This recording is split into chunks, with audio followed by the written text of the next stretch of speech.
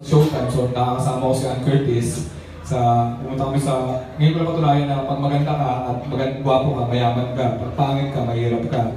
Pupunta kami sa Japan ni Ann, nasa Starbucks kami sa airport, bumibili ako ng coffee, lumapit si Ann, sabi niya, I want bottled water. Nagpa-impress ako, sabi ko, ako nang bahala sa bottled water mo. Bottled water kay Ann Curtis. Ang binigay ng cashier, dahil nakita din si Ann, Evian. Alam kong mahal yun. Pagbigay ko sa 500, barya na lang yung bumalik. Tagaktak yung pakawis ko. Nauuwaw naman ako ngayon. Siyempre, ako nauuwaw, bibili ako ng bottled water. Gusto ko manigulat ko kung magkano yung bottled water. Sabi ko sa cashier, magkano yung bottled water? Sabi sa akin, 26. Ha? 26 na Evian? Sabi sa akin ng cashier, ha? Mag-Evian ka?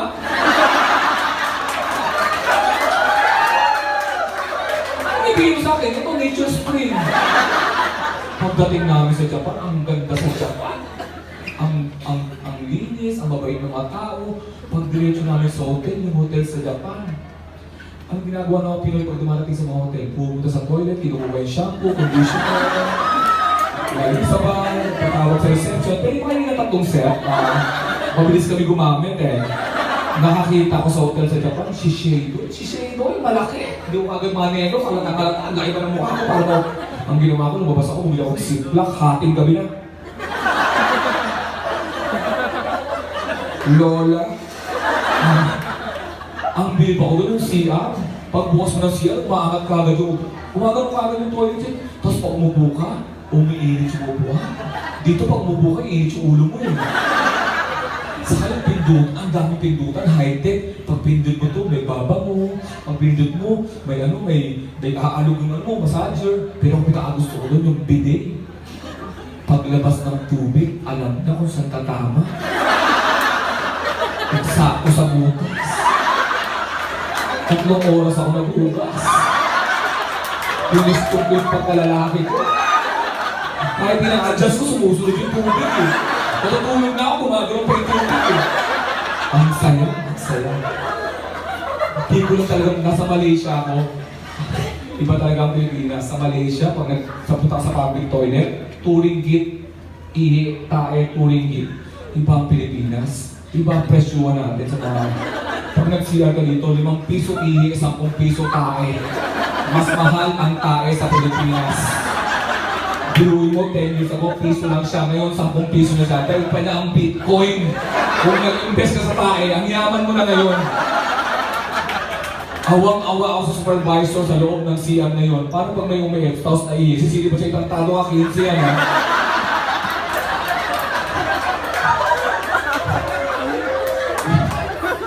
Gusto natin makatipid. Gusto natin makatipid ng mga Pinoy, di ba? Alam niyo ba yung piso bear? Mayaman itong product to. Alam niyo, just to taste the life of poverty. For those who don't know, yung piso bear sa Cebu Pacific, ito yung ticket na pag binili mo after 2 years sa kakalilipad. Binili mo, kasama mo yung boyfriend mo, pag paglipan mo, wala na kayo. Huwag na kayong sumakay sa Cebu Pacific piso bear. Hindi discriminate ang piso fare compared to sa regular fare passenger. Ganito ang announcement sa aeroplano. Attention all regular fare passenger. In case of emergency, if you look under your seat, there's a life vest. To all piso fare passenger, in case of emergency, repeat after me. Our Father. To all regular fare passenger, laboratories available at the back and the front of the airplane. To all piso fare passenger, 5 piso ihi, 10 piso tae. Alam mo, ngayon ko lang sa Pilipinas, ako po yung writer din ng mga teleseries. Sino ba nanonood ng teleserye dito?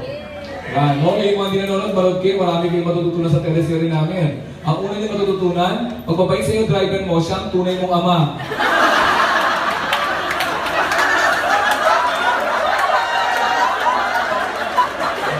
Ang dami ka mapapanood sa TV, ang dami ka mapapanood sa TV ng kasinungalingan.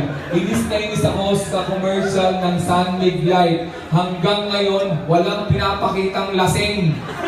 Lagi na lang.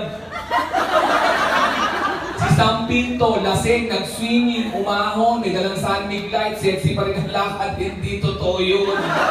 Ang babaeng lasing, nag-swimming, hindi naaahon yun. Nakaganon yun sa swimming pool, oh. Gusto mo ako? Lusun ba? Kaya pag ako gumawa ng commercial ng beauty, totoo lang, parang ito lang. Red Horse, ito ang tama! Ay, mahal na mahal ko siya. Iba ang suka ng mahirap at mayaman. Ang mayaman, pag sumuka, napansin ko may steak, caviar, pizza. Ang mahirap, pag sumuka, green lang. Tapos may dingdong.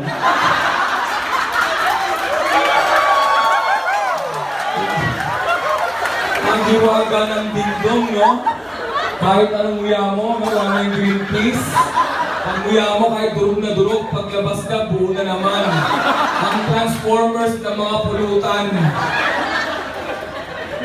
Oh my God, pero iba ang Pinoy. Pag ang Pinoy nasa Amerika, di ba? Iba. Iba talaga. Nadala ako sa emosyon. Ha? Nadala ako sa emosyon. Ang dami kong binili pa sa lubong. 30 pantalon, 30 t-shirt, 30 blouse, 30 relo. Pagdating ko sa airport, may bayad pa ng extra bag. Kayong mga Pinoy, ayaw natin nagbabayad ng extra. Anong ginawa ko? Sinuot ko lahat ng kasalubong ko. Ganito ako magkakot sa airport. Sabi ng Amerikanong guard, "Hey, why are you wearing any watches? I want to know the time in the world." In LA, it's 7:30. In London, it's 7:30. Hey, it's the same, yes, because time is relative. Pagdating ko sa bahay namin, "Kuya, Levi's mo. Tay, Armani mo. Ma, Victoria's Secret mo." Tibak yan, nahihirapan ako dyan, ha. Ang lalaki pag nagsuot ng tibak, hirap because one ball will sacrifice. Oh, kahit anong adjustment mo, adjustment lang, babagsak yung right. Kasi ang balls natin, there's no center point. May guhit siya, pero it's just a design. Pag may babae na sabi, "Oo nga, no? Oo, no." Ang pinakamali kong ginawa, sinama ko yung asawa ko nung pumunta kami sa Malaysia. At sa Finland, nung lumaban ako sa Love Factory, Spanish person in the world. Naging first runner-up tayo. Maraming salamat po sa support na. Sinama ko yung asawa ko. Ang pinakamali ko, alam mo, hirap din ako maisama sa babae talaga in general. May mga tanong ng babae hindi natin masasagot. Lumilipad yung aeroplano. Tinanggal ko yung seatbelt ko. Sabi sa akin ng asawa ko, "Saan ka punta?" Anong mga options ko sa aeroplano? Di ba toilet lang? Ano, lalabas ako sa wings, mag-close ako. Ang labo ng mga babae. Kumakain ako, nagdadabog. Tinanong ko, "May problema?" Ang sagot sa akin, "Hindi mo alam." Kaya ako tinatanong, "Hindi mo alam." So hindi mo nga alam. Parang gano'n na nga. O ba't hindi mo alam? Busy ako gano'n. Kapag pinanong sa'yo, "Alex, wala kang alam." Hanggang ngayon, hindi ko pa rin alam.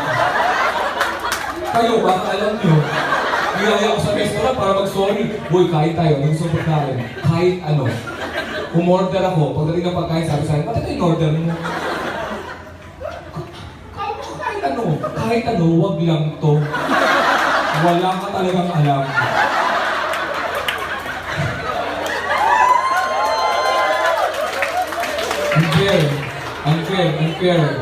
Unfair ang buhay.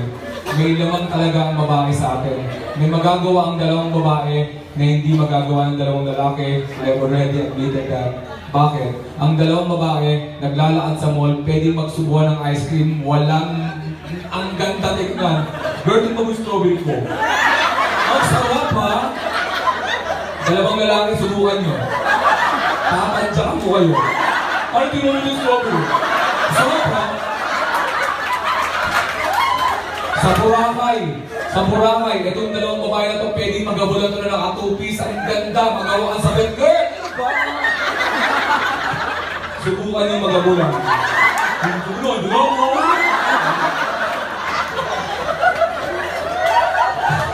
Pwede kayong mag-shopping, girls, ng underwear, ng sabay. Nagpapakita. Okay ba itong blako? Ang ganda ng buhok mo. Pwede ka sa lalaki yun? Okay ba itong ko pare? Ang ganda ng buhok.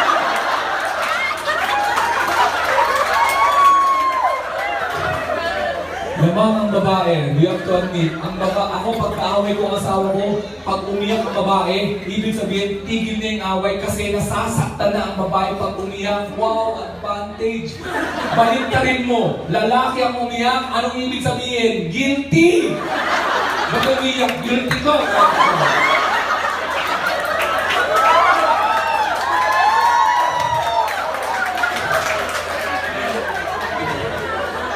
Babae may power, promise. Dahil sa boobs ng babae, powerful yan, girls. Use it to your advantage. Pwede yung masunog, pwede masunog ang bahay. Pwede mo masunog ang bahay, girl. Pwede mo masunog ang bahay, umiyak ka, nasunog mo yung bahay natin. Magagalit ako, ano ba sinunog? Ano ba ba? Pakita mo yung boob. Okay lang yan, bahay lang yan eh. Ang mahalaga, magkasama tayo. Magagawa ba natin mga lalaki yan? Nasunog natin yung bahay. Nasunog, ba't nasunog yung bahay? Ano yan? Malamig ba? Malamig? Kaya bilib tayo sa babae. Unang-unang may menstruation kayo. Hindi na... Bilib ako, parang pa natin yung babae ko take menstruation. Hindi natin kaya mag-menstruation. Guys, mapapabubuhay natin pag tayo ng-menstruation. Sinasabi ko sa inyo, nagpapasin kong gabi, may tapos ko. Kaya palang ngita ulo ko. Yung walang dahilan. Iba, may iba pare, may iba na usapan natin. Ganyan tayo mag-usap. Parang ka, anong napkin gamit mo? Third day ko eh. Iba na rin yung away natin. Sumatiin mo, pasalamat ka, meron ako ngayon. Saka mabubuntis tayo, mahirap magbuntis. Guys, paano tayo mag-uusap? Parang ka, paano 3 weeks akong delay? Ano nangyari? Tinira ako ni Lilibir. Ano sabi ni Lilibir? Parang she's not answering my calls.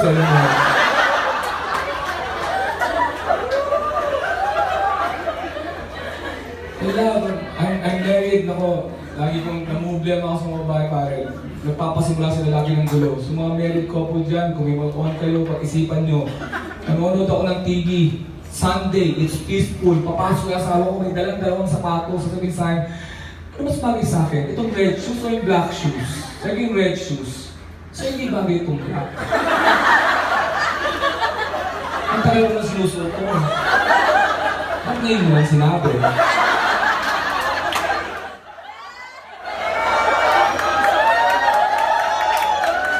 Ito ba ang paboritong babae mo?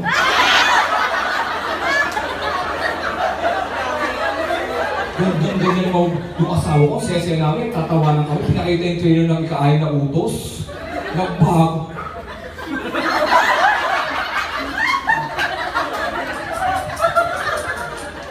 Baka ginagawa mo sa akin to? Nanonood na naman ako ng TV, pumasok. Alex, ano oras na magsisimbahan? 9 o 10? Sabi ko, 9 na lang para maaga. Patayo mo sa 10. May babae ka ba sa 10?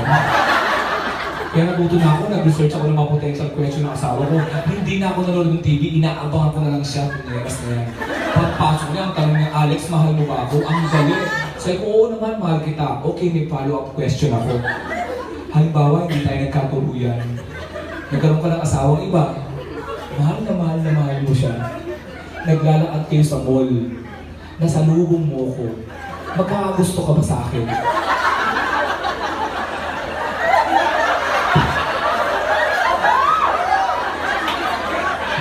Asan yung dalawang sapatos? Oo naman, magkakagusto ko sa'yo.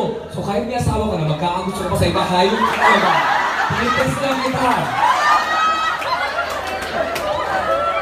Hypothetical question yun, pinanungan mo pa, hayop ka talaga. Iba talaga tayo ng concept ng mababait na lalaki. Savings. Ang lalaki, hindi gumastos ng 25,000, hindi siya ginastos. Savings. Ganun kasimple ang computation ng savings sa lalaki. Ang asawa ko iba, galing sa mall. May dalang bag. Alex, 50,000 to. Naka 50% off. Nakasave tayo ng 25,000. Shopping. Kami mga lalaki, pag lumabas kami at bibili kami ng blue polo medium, pagbalik namin, ang dala namin, blue polo medium. Yung blue may konting variation. Navy blue, dark blue, pero within the vicinity of blue. Ang asawa ko iba, ang babae iba, paalis, sabi ko, saan ka pupunta? Bibili ako sapatos. Ano sapatos bibili mo? Kapag nakita ko siya, alam kong siya ngayon.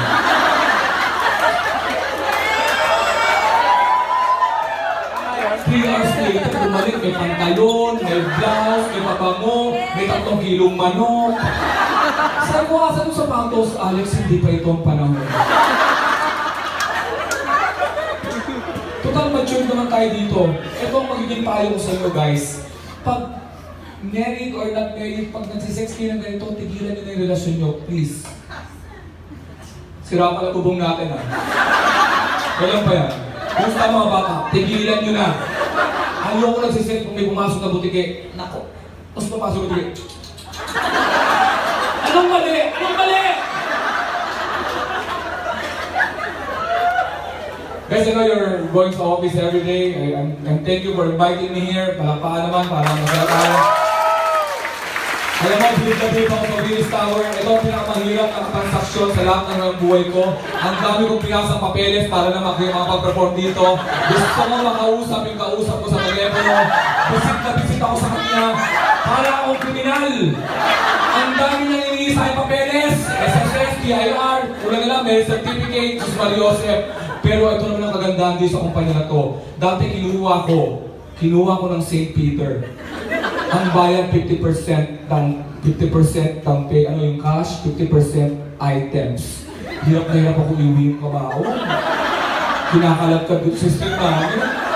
Pero mas matindi yung St. Luke. Ako sinasabi ko sa inyo, ang binayad sa akin, 50% cash, 50% GC, 30 extra.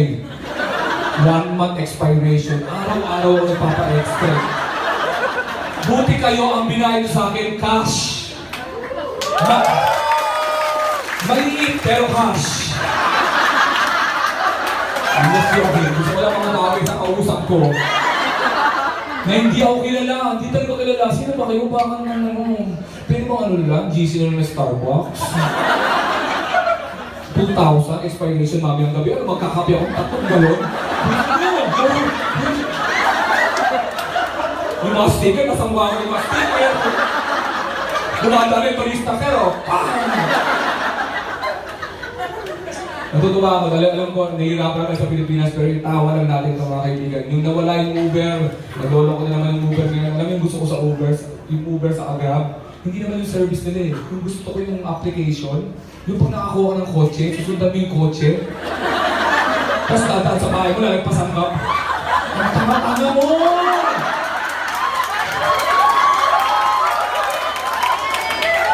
Tapos doon lang sa Uber application, yung kotse nakakagalaw ng wheel to. Wala pa ako nakita ang kotse gumagalaw-galaw.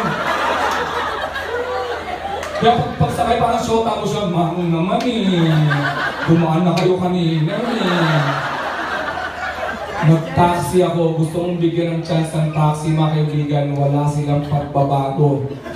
Bago ka makasakay, para kang nag-exam sa UP sa mga tanong. Humara ako, Boss Quezon City, set traffic ba doon? Hindi naman. Kaya pag naranasan nyo to, please lang, ganito ang gawin nyo. Ayoko maranasan to, may sagot na tayo sa kanila.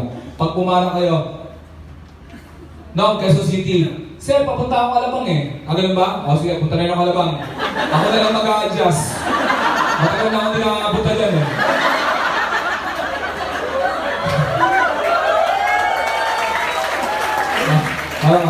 Sir, Quezon City. Sir, sira yung metro ko eh. What a coincidence? May extra akong metro dito. May iba naman sinasakay ka. Bisit ako sinasakay ka. Yung pagsakay ka, hanggang na traffic.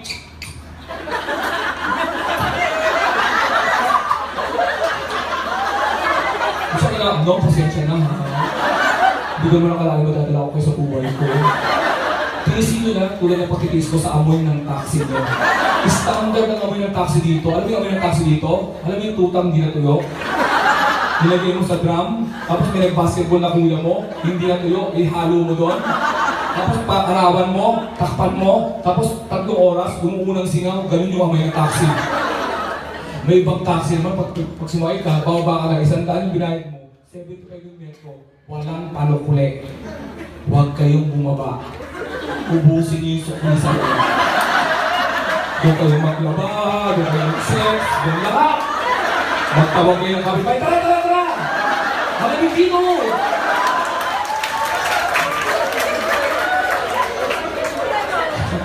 Kaya minsan sumasakay sa taxi, hindi ako nagsasalita. Tuloy-diretso ako. Saan tayo? Saan tayo? Ikaw naman lagi nasusunod. Maraming salamat sa inyo mga kaibigan.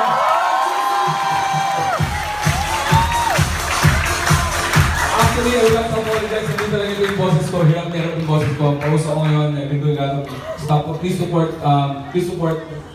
Showtime Going Bulilit. We're trying to promote this kind of comedy. Comedy Manila. We're just making jokes without becoming insulto. Wala. And I'm behind Funny One para ma-discover ng mga new comedians. If you're happy with Donna, I'm happy also. If you're happy with James Corang, if you're happy with Brian Rems, we're Comedy Manila. We have Brian Rems, we have Anthony, the Magician, we have James Corang, we have Chibi Labrador, kayo na nandito, the first international Pinoy in Melbourne. We're doing a lot of shows all over the metro. Kung ngayon nyo lang nalaman, that's the point. Now we're doing some free shows kasi we're trying to change the landscape of comedy in the Philippines because we believe that ang Pinoy deserves better. Kaya yun po. Slowly we're entering mainstream. Supportan nyo po by watching us from Check Comedy Manila. Magic 89.9 every Tuesday, Taco Tuesday. Good Times with Mo will be back next year. Kung nakikinig ng podcast. Lakas Tawa, the book is out. I also have 2 shows sa cinema. One is Pari Ka Pari Ko and Lakas Tawa, also the show. And please watch By Bus, Ann Curtis, directed by Eric Mati. Nanonood po ako. Maraming po salamat and enjoy the rest of the evening. Thank you very much.